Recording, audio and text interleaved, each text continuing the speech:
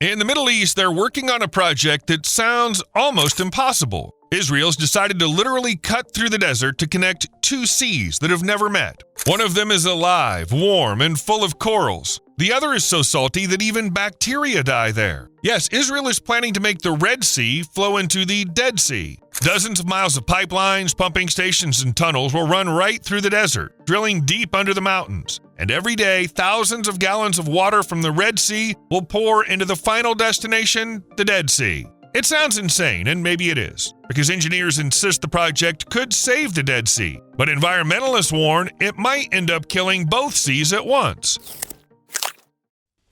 Death of the Dead Sea. The Dead Sea is slowly disappearing. The shoreline retreats year by year, exposing white cracks of salt and muddy plains. Once it was one of the most stable lakes on the planet, an almost motionless mirror reflecting the mountains. Now its surface sinks lower every year. Here you can see it even better. Compare 1972 and 2011. The difference is colossal, and of course humans are to blame for it all. The main source feeding the Dead Sea is the Jordan River, flowing from the north. Once it ran from the Kinneret Lake, gathering springs, creeks, and rain from the hills along the way, and ended its journey here, at the lowest point on land. The water was clean and fresh, and though they called it dead, the sea was alive. In the 20th century, humans did their thing. Israel, just finding its strength, began building the National Water Carrier, a network of pipes and canals stretching hundreds of miles, diverting water from north to south to the dry regions. Hundreds of millions of gallons from the Jordan went another way, not the one nature intended. Jordan followed suit. Its dams and pumping stations caught whatever the neighbor hadn't already taken. Most importantly, the King Abdullah Canal was built, drawing water from the Jordan's tributary, the Yarmouk River.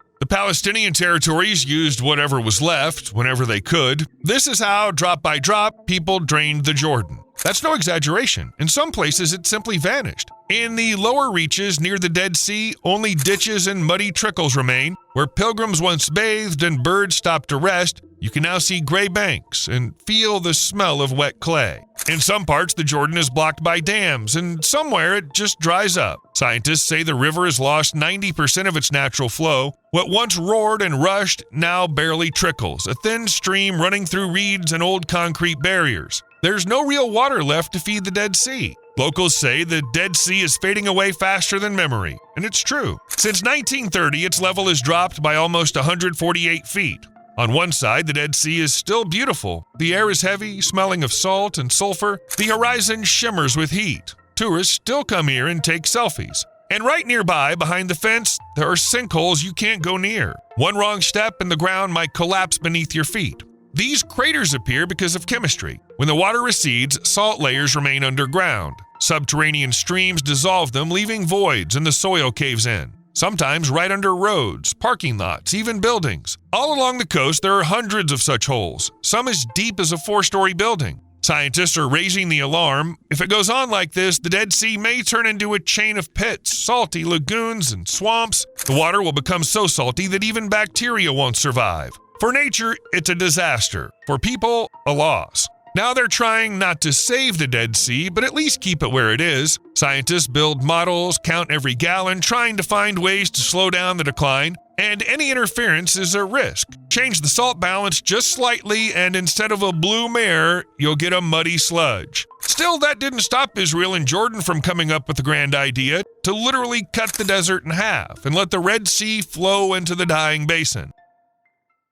Red Dead. The idea of linking the Red Sea with the Dead Sea first became a real joint project at the beginning of the 21st century. By that time, Israel and Jordan had already spent decades discussing how to stop the Dead Sea's water level from dropping, but it was only in the 2000s that they finally decided to act together. After a series of preliminary talks in 2005, the two countries approached the World Bank with a request to conduct a feasibility study. That's how the project, known officially as the Red Sea-Dead Sea Water Conveyance, or simply the Red Dead, came to be. According to the plan, seawater would be drawn from the coast of Aqaba, about 650 feet from the shore. From there, powerful pumps would push it through a pipeline roughly 112 miles long, running north through the Wadi Araba Desert, between Eilat and the Jordanian city of Aqaba, parallel to the border. The pipe would climb small elevations and then gradually descend toward the Dead Sea. Of course, the hardest part of such a project is laying the pipeline itself. There's nothing out there but sun and wind, temperatures reaching 122 degrees, no rainfall at all. Basically, a nightmare for builders. And the pipeline couldn't just be placed on the sand. Sure, that'd be easier, but the water inside would heat up to extreme temperatures, which no one wants. That's why the plan called for digging a trench first, and only then laying the pipeline inside it. Even that, however, comes with its own challenges. There are places where the desert narrows into rocky corridors and the road climbs into hills. In such spots, the pipe would have to pass directly through uneven terrain, and that's a big problem. It means you need to cut through solid rock. To protect the pipeline from heat and corrosion, engineers plan to use multi-layer insulation, steel, polymer, concrete. Along the route, there would be control stations, drilling sites, and service roads. Even if the pipelines were well buried, it would still need regular maintenance. Beyond the heat and sand, engineers also had to think about what lies beneath their feet. Ground that never stays still. The Jordan Rift Valley isn't just a crack in the Earth's crust, it's an active fault line that occasionally reminds everyone of its presence with tremors. Any ground movement could rupture the pipe, shift supports, or damage the pumps. So the entire route was to be lined with seismic sensors monitoring vibration and pressure in real time. All of this made the pipeline not just an engineering structure, but a sensitive, cautious system. One that knows the desert beneath it could one day shudder. That's why the route was designed like a flexible organism, with compensators, movable joints, and extra layers of protection. So the water travels through this pipe from the Red Sea to the Dead Sea, and that's it? Just pumping salty water from one place to another? No. In reality, the Red Dead project isn't that simple. The thing is, the heart of the whole system was supposed to be a desalination plant. They planned to build it near Aqaba, where the Red Sea comes closest to land. That's where the pipes would meet, drawing water directly from the Gulf at a depth where it's cleaner and cooler. But wait, fresh water in the Dead Sea? Here's what's going on. The plan looked like this. Once the project was up and running, people of Israel, Jordan, and the Palestinian territories would share the clean water among themselves. Not equally, but based on needs. For transportation, they designed separate branches, thin pipes branching off the main artery. So what does the Dead Sea have to do with all this? During desalination, a highly salty brine remains, and it usually gets dumped somewhere. The Israelis and Jordanians figured the best place for it would be the Dead Sea. That brine was meant to flow through the main pipeline toward the Dead Sea, along with it part of the untreated seawater, to dilute the brine and prevent the salt from crystallizing along the way. This flow would go down the valley slope, gradually cooling until it reached the basin. There, at the southern tip of the Dead Sea, they planned to build discharge channels, wide concrete structures through which the brine would be released at the destination point. According to experts, this is the way to make sure the Dead Sea loses less water. It'd be replenished with brine and seawater from its red neighbor. But that's not all. The elevation difference between the Red Sea and the Dead Sea is more than 1,300 feet. Of course, people couldn't ignore such a crucial detail. Right where the brine is supposed to enter the Dead Sea, they plan to install hydro turbines to generate electricity from the descending flow. This energy was supposed to partly offset the colossal cost of pumping water uphill to the desalination plant. Calculations showed that with a steady flow, it could generate dozens of megawatts, not much by national grid standards, but enough to power part of the project's infrastructure, pumping stations, filtration systems, control points. Ideally, it would have turned the water pipeline into something like an energy pendulum, one side pulling the water up, the other giving some of that energy back, closing the cycle. Fresh water for people, restoring the Dead Sea and producing energy? Sounds just perfect. But when will Israel and Jordan actually get it done? Well, no one knows when they'll even begin. The pipeline across the desert never appeared. Not a single section, not a single mile of pipe. The land where the trenches were supposed to go is still the same, sand, a few bushes, and the wind that erases all traces overnight. Israel, Jordan, and the Palestinian Authority keep trying to agree on who pays for what and who gets how much water, but they still haven't figured it out. Among other reasons are the price, the risks, and the complexity. Pumping water through the mountains in the heat would require stations, energy, new roads. Altogether, the total cost was estimated at around $10 billion, and Jordan's economy just couldn't handle that. So the project everyone talked about for years remains nothing but an unfulfilled dream. But maybe that's for the best. The Red Dead project might have ended up destroying both seas. Deadly project.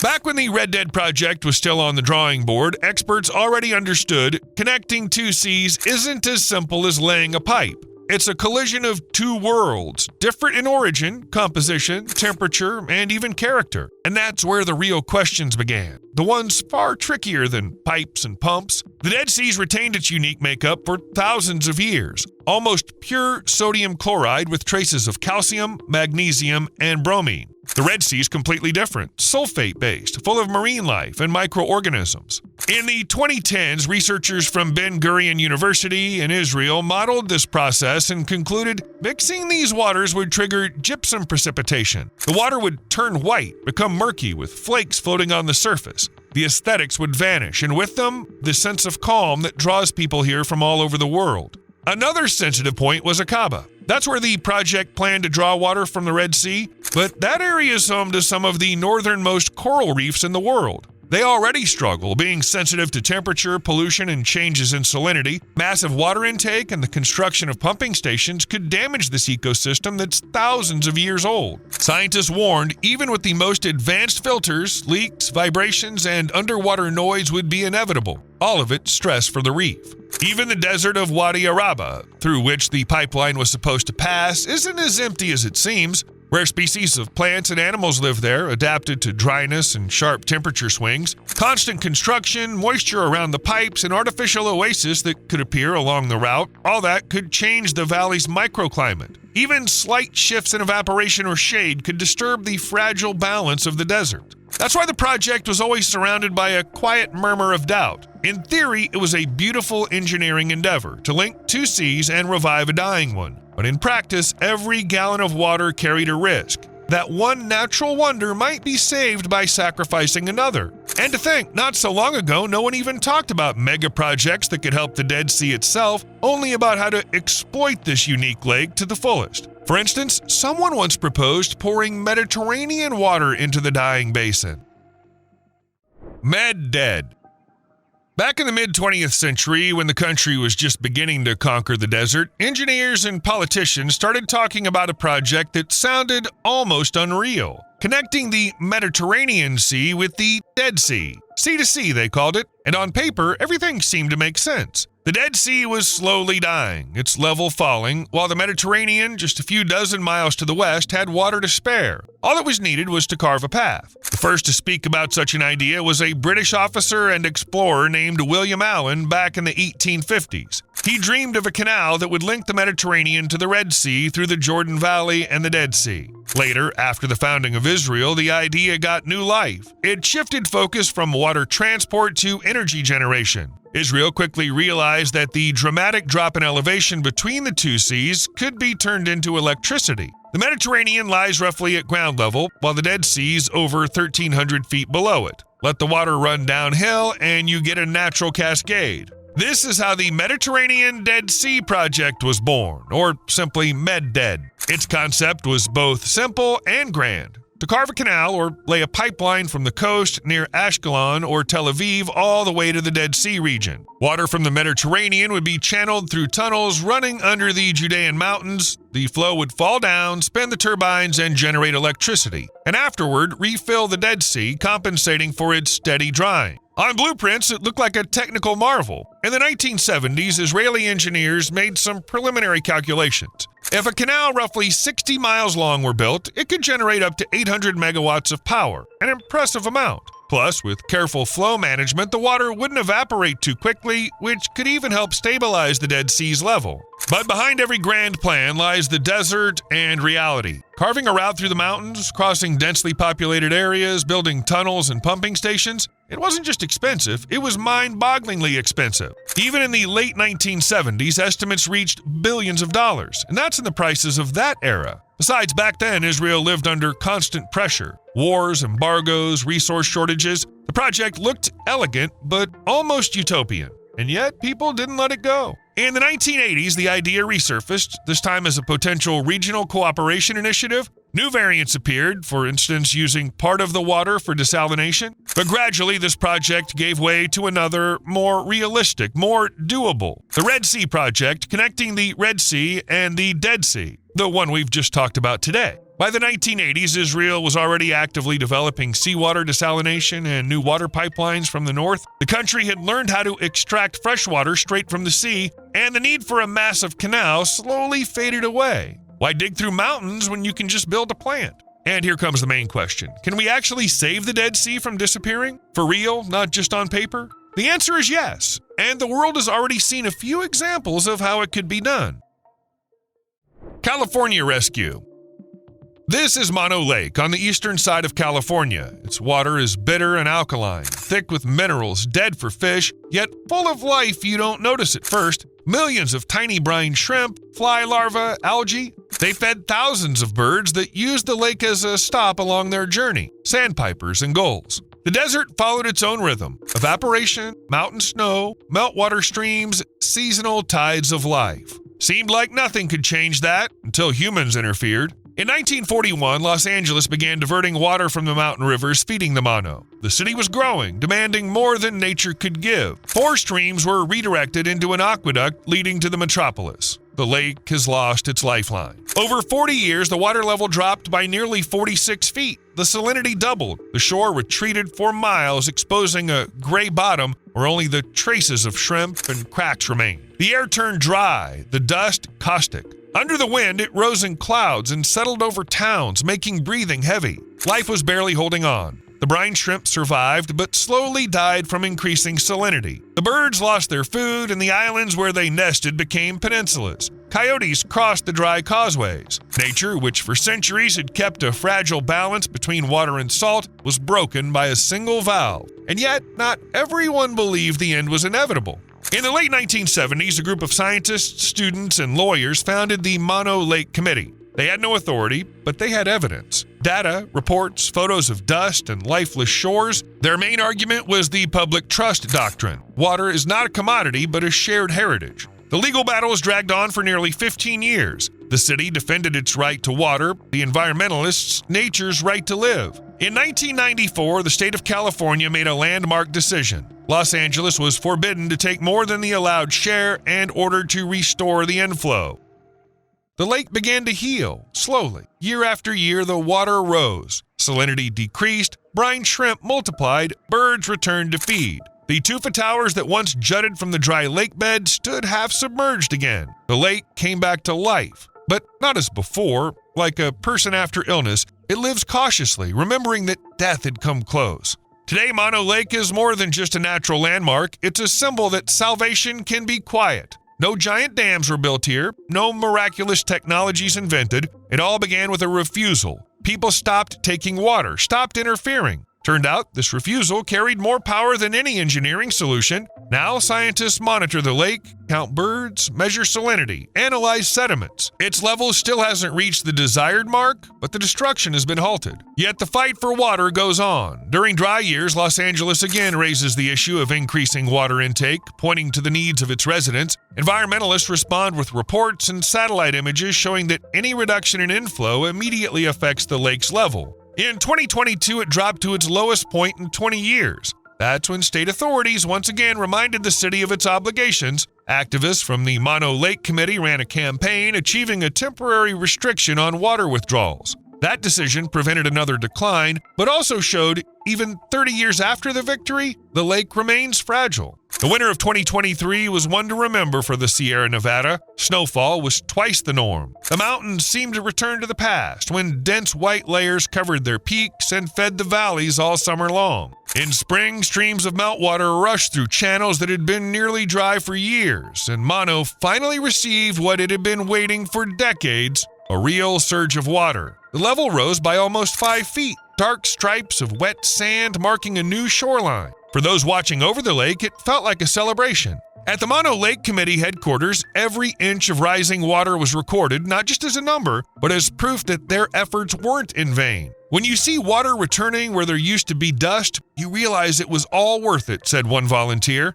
In spring, tourists, photographers, and birdwatchers appeared along the road to Mono. For them, this place became living proof that nature responds if you give it a chance. But still, 15 years of legal battles is a very long time. And most importantly, even though progress was made, no radical measures were ever taken. Yet, there's a case in China where a lake is being saved using exactly this approach. Saving Yuncheng. Once Yuncheng Salt Lake was called the Mirror of the Sun. It lies in a wide basin in Shanxi province, and in summer, its surface shimmers with shades of pink, blue, and purple, all thanks to the salt and algae that thrive in its alkaline waters. From above, it looks like a painting created by someone who loves both order and chaos. But for a long time, that beauty hid exhaustion. Yuncheng is one of the largest sodium sulfate lakes in Asia, and people come here for the same reason they always do, for profit. Salt was mined for centuries, but the real wounds appeared in the 20th century when factories, warehouses, and waste ponds began to grow around it. Industry arrived fast and started draining the lake of life. Wastewater flowed straight into it, while the soil around became soaked with chemical byproducts. The salinity rose, the composition of the water changed, and the shores were covered with a crust of crystals under which nothing could grow. Once thousands of birds nested here, but by the early 2000s, only a few migratory pairs remained. The lake was slowly turning into a poisoned mirror reflecting its own decay. By the mid-2010s, it became clear, if nothing was done, Yuncheng would share the fate of dozens of salt lakes in northern China that had vanished within a single generation. But the authorities took a rare path for China. Instead of building new things, they began shutting the old ones down. A massive environmental campaign started. All industrial facilities around the lake, mostly chemical and processing plants, were closed. Factories that had rumbled day and night were dismantled or moved dozens of miles away. Settling ponds were filled in, pipes sealed off, and old industrial roads turned into protective strips. The city of Yuncheng, standing by the water, changed its strategy. Instead of an industrial belt, it started working on a green one. Tens of thousands of trees and reeds were planted around the lake, the banks were reinforced, and inflows were cleared. Part of the budget that once went to industry subsidies was redirected to environmental infrastructure, pumping stations, filters, and wastewater systems. In 2020, engineers came here not to extract, but to restore. The lake bed was deepened and the channels cleared to bring back the natural flow of water. The first results appeared within just a few years. Monitoring data showed that salinity had stabilized and water levels were rising. In 2024, Xinhua News Agency called Yuncheng a salt lake that has regained its breath. Since then, new shores have appeared, reeds are growing again, and the air no longer smells of sulfur. Scientists note that microbial life in the soil has become more diverse, and that's one of the main signs of ecosystem recovery. In the winter of 2025, thousands of wild ducks, swans, and flamingos stood on Yuncheng's frozen surface, a sight not seen for over 20 years. The birds didn't return because of miracles, but because the water became livable again, and the pipes and smokestacks went silent. People who once mined salt now work in tourism, guiding visitors along wooden walkways and showing how the lake changes color depending on the sunlight. When the wind moves across the surface, it feels as if the water breathes. Today, Yuncheng is more than a lake. It's proof that nature can recover if given the chance. Its story goes against the usual Chinese logic of rapid growth. Nothing was built, expanded, or multiplied. On the contrary, things were removed, shut down, slowed down, and that's exactly what worked. Now the area is governed by strict environmental rules. Wastewater undergoes triple filtration, groundwater extractions limited, and monitoring continues around the clock. Researchers from Peking University call Yuncheng an example of a reverse turn, a rare case where degradation not only stopped, but began to reverse. Of course, the restoration is far from complete. The soil's still salty and the climate is getting drier, but the lake retains water again. That's already a victory. After all, both Mono Lake and Yuncheng lie entirely within one country, making things far simpler than with the Dead Sea. Israel and Jordan may share ideas about saving it, but each sticks to its own plans and keeps arguing. Still, as long as examples like these exist, not all hope is lost. And maybe the Dead Sea can stop dying too.